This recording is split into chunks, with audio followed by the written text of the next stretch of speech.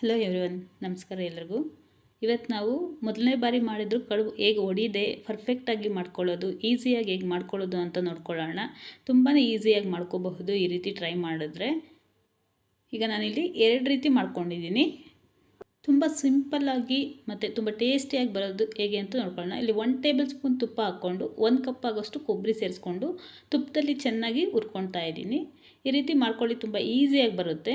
ಒಂದು 2ರಿಂದ 3 ನಿಮಿಷ ಇದನ್ನು ಫ್ರೈ ಮಾಡ್ಕೋಬೇಕು ತುಪ್ಪದಲ್ಲಿ. ಈಗ ಇದಕ್ಕೆ ನಾನು 1 ಕಪ್ ಕೊಬ್ಬರಿಗೆ 1 ಕಪ್ ಬೆಲ್ಲ ಸೇರಿಸ್ಕೊಳ್ತಾ ಇದ್ದೀನಿ. ಇದನ್ನು ಸೇರಿಸ್ಕೊಂಡು ನೀಟಾಗಿ ಫ್ರೈ ಮಾಡ್ಕೊಳ್ಳೋಣ. ನಾನಿಲ್ಲಿ ಬೆಲ್ಲನೇ ಸೇರಿಸ್ಕೊಂಡಿದ್ದೀನಿ ಡೈರೆಕ್ಟಾಗಿ, ಅಥವಾ ಪಾಕ ಮಾಡಿ ಆದರೂ ಸೇರಿಸ್ಕೋಬಹುದು. ಇದನ್ನು ಸ್ವಲ್ಪ ಅದು ಮೆಲ್ಟ್ ಆದ ನಂತರ ಗಸಗಸೆ 1 ಟೇಬಲ್ ಸ್ಪೂನ್ ಮತ್ತು ಎಳ್ಳು 1 ಟೇಬಲ್ ಸ್ಪೂನ್ ಸೇರಿಸ್ಕೊಳ್ತಾ ಇದ್ದೀನಿ. ಇದು ಜಾಸ್ತಿ ಮೆದ್ದು ಆದರೆ ಕಡಲೆ ಬೀಜ ಅಥವಾ ಕಡಲೆ ಪಪ್ಪು ಪುಡಿ ಮಾಡಿ ಸೇರಿಸ್ಕೋಬಹುದು. ತುಂಬ ಸಿಂಪಲ್ಲಾಗಿ ಈಸಿಯಾಗಿ ಮಾಡ್ಕೋಬಹುದು.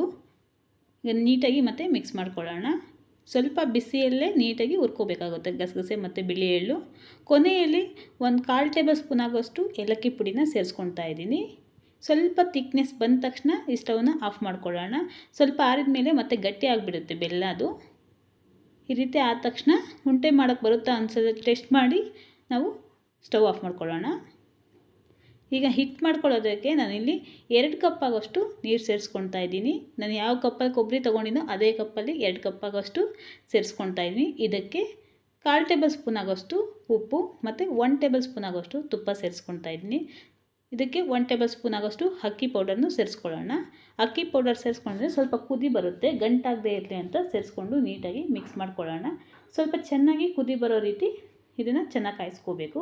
ಈಗ ಕುದಿ ಬರ್ತಾ ಇರೋವಾಗ ಸ್ಟವ್ ಲೋ ಫ್ಲೇಮಲ್ಲಿ ಮಾಡಿಕೊಂಡು 1 ಕಪ್ ಆಗೋಷ್ಟು ಅಕ್ಕಿ ಹಿಟ್ಟನ್ನ ಸೇರಿಸ್ಕೊಳ್ತಾ ಇದ್ದೀನಿ. 2 ಕಪ್ ನೀರಿಗೆ 1 ಕಪ್ ಅಕ್ಕಿ ಹಿಟ್ಟನ್ನ ಸೇರಿಸ್ಕೊಂಡು ನೀಟಾಗಿ ಮಿಕ್ಸ್ ಮಾಡ್ಕೊಳ್ಳೋಣ ಗಂಟಿಲ್ಲದೆ. ಸ್ವಲ್ಪ ಮೆತ್ತು ಅನಿಸಿದ್ರು ಸ್ಟಾರ್ಟಿಂಗಲ್ಲಿ ನಾವು ಮತ್ತೆ ಸ್ವಲ್ಪ ಮಿಕ್ಸ್ ಮಾಡ್ತಾ ಅದು ಗಟ್ಟಿ ಆಗಿಬಿಡುತ್ತೆ. 1 ಕಪ್ ಸೇರಿಸ್ಕೊಂಡ್ರೆ ಸಾಕಾಗುತ್ತೆ. ಇದಕ್ಕೆ ಮೇಲೇನು ಬೇಕಿದ್ರೆ ನಾವು ಸ್ವಲ್ಪ ತುಪ್ಪನ ಸೇರಿಸ್ಕೋಬಹುದು. ನಮಗೆ ನೀಟಾಗಿ ಸಾಫ್ಟಾಗಿ ಬರುತ್ತೆ. ಈ ರೀತಿ ಮೆತ್ತಕ್ಕೆ ತಟ್ಕೊಳ್ಳೋದಕ್ಕೆ ಈಸಿ ಆಗಿರುತ್ತೆ. ಈಗ ಇದನ್ನು ಲಿಡ್ ಕ್ಲೋಸ್ ಮಾಡಿ ಒಂದು 5 ನಿಮಿಷ ಸ್ಟವ್ ಆಫ್ ಮಾಡಿ ಒಂದು 5 ನಿಮಿಷ ಬಿಡ್ತಾ ಇದ್ದೀನಿ. ಎರಡೂ ತಣ್ಣಗಾದ ನಂತರ ನಾವು ನೀಟಾಗಿ ಕಡುಬು ಮಾಡ್ಕೊಳ್ಳೋಣ. ಎರಡೂ ಉಂಡೆ ಆಕಾರ ಬರಬೇಕು ನೀಟಾಗಿ. ಈ ರೀತಿ ಸಾಫ್ಟಾಗಿದ್ದರೆ ಈಸಿಯಾಗಿ ಮಾಡ್ಕೋಬಹುದು. ಈಗ ನಾನಿಲ್ಲಿ ಸಿಂಪಲ್ಲಾಗಿ ಮಾಡ್ಕೋಬೇಕು, ಮೊದಲನೇ ಸರಿ ಮಾಡಿದರೂ ಹೊಡಿಬಾರ್ದು ಅಂತ ಕವರ್ ಮೇಲೆ ಮಾಡ್ಕೊಳ್ತಾ ಇದ್ದೀನಿ ಈ ರೀತಿ, ಅಥವಾ ಬಾಳೆ ಎಲೆ ಬೇರೆ ಏನ್ರ ಮೇಲಾದರೂ ನಾವು ಮಾಡ್ಕೋಬಹುದು. ನೀಟಾಗಿ ಈ ರೀತಿ ಮಾಡಿಕೊಂಡು ಉಂಡೆನ ಇಟ್ಬಿಟ್ಟು ನಾವು ನಾರ್ಮಲ್ಲಾಗಿ ಒಂದು ವೇಳೆ ನಮ್ಮ ಮನೇಲಿ ಕಡುಬು ಮಾಡೋದಿಲ್ಲ ಅಂದರೆ ಈ ರೀತಿ ನೀಟಾಗಿ ಫೋಲ್ಡ್ ಮಾಡಿ ಸೈಡಲ್ಲಿ ಪ್ರೆಸ್ ಮಾಡಿಕೊಂಡ್ರೆ ಸರಿ ಹೋಗುತ್ತೆ. ಅಥವಾ ಇನ್ನೂ ಈಸಿಯಾಗಿ ಮಾಡ್ಕೋಬೇಕು ಅಂದರೆ ನಾವು ಹಿಟ್ಟಿಗೆ ಮೇಲೆ ಸ್ವಲ್ಪ ತುಪ್ಪ ಸವರಿ ಮೇಲೆ ಇನ್ನೊಂದು ಕವರ್ನ ಇಟ್ಬಿಟ್ಟು ಈ ರೀತಿ ಬಾಕ್ಸಿಂದ ಪ್ರೆಸ್ ಮಾಡಿದರೆ ನೀಟಾಗಿ ಈವನ್ನಾಗಿ ಇದು ಸ್ಪ್ರೆಡ್ ಆಗುತ್ತೆ. ಈಗ ಇದನ್ನು ನಾನು ಕಡುಬು ಮಾಡೋ ಮೋಲ್ಡಲ್ಲಿ ಇಟ್ಕೊಳ್ತಾ ಇದ್ದೀನಿ. ಈ ರೀತಿ ಮೇಲೆ ಇಟ್ಕೊಂಡು ನಾವು ಹೂರ್ಣ ಮಾಡಿ ಇಟ್ಕೊಂಡಿರೋ ಉಂಡೆನ ಇಟ್ಟು ನೀಟಾಗಿ ಪ್ರೆಸ್ ಮಾಡಿದ್ರೆ ಅದು ನೀಟಾಗಿ ಶೇಪ್ ಬರುತ್ತೆ. ಈಸಿಯಾಗಿ ಈ ರೀತಿ ಮಾಡ್ಕೋಬಹುದು. ಜಾಸ್ತಿ ಕಷ್ಟಪಡೋ ಅವಶ್ಯಕತೆಯೇ ಇರಲ್ಲ ಕಡುಬು ಮಾಡೋದಕ್ಕೆ. ಈ ರೀತಿ ರೆಡಿ ಆಗುತ್ತೆ. ಇದೇ ರೀತಿ ಇನ್ನೊಂದು ಹೇಗೆ ಮಾಡ್ಕೊಳ್ಳೋದಂತ ನೋಡ್ಕೊಳ್ಳೋಣ. ನಮ್ಮ ಮನೆಯಲ್ಲಿ ನಾರ್ಮಲಾಗಿ ಸಮೋಸ ಮಾಡ್ಕೊಳ್ಳೋ ರೀತಿ ಈ ರೀತಿ ಒಂದು ಬಾಕ್ಸ್ ಇದೆ, ಅಥವಾ ನಾರ್ಮಲಾಗಿ ನಾವು ಈಗ ಮನೇಲಿ ಮಾಡ್ಕೊಳ್ಳೋ ಮೋದಕ ಬಾಕ್ಸ್ ಇರುತ್ತೆ, ಅದರಲ್ಲಾದರೂ ಮಾಡ್ಕೋಬಹುದು. ನಾನು ಈ ರೀತಿ ಮಾಡ್ಕೊಳ್ತಾ ಇದ್ದೀನಿ. ಇಲ್ಲಿ ಟ್ರಯಾಂಗಲ್ ಶೇಪಲ್ಲಿ ಬರ್ತಾಯಿದ್ದು. ತುಂಬ ಈಸಿಯಾಗಿ ಜಸ್ಟ್ ಪ್ರೆಸ್ ಮಾಡಿದರೆ ಸಾಕು.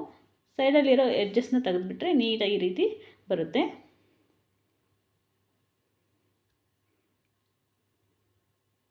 ಈ ರೀತಿ ತುಂಬ ಸಿಂಪಲ್ಲಾಗಿ ಮಾಡ್ಕೋಬಹುದು.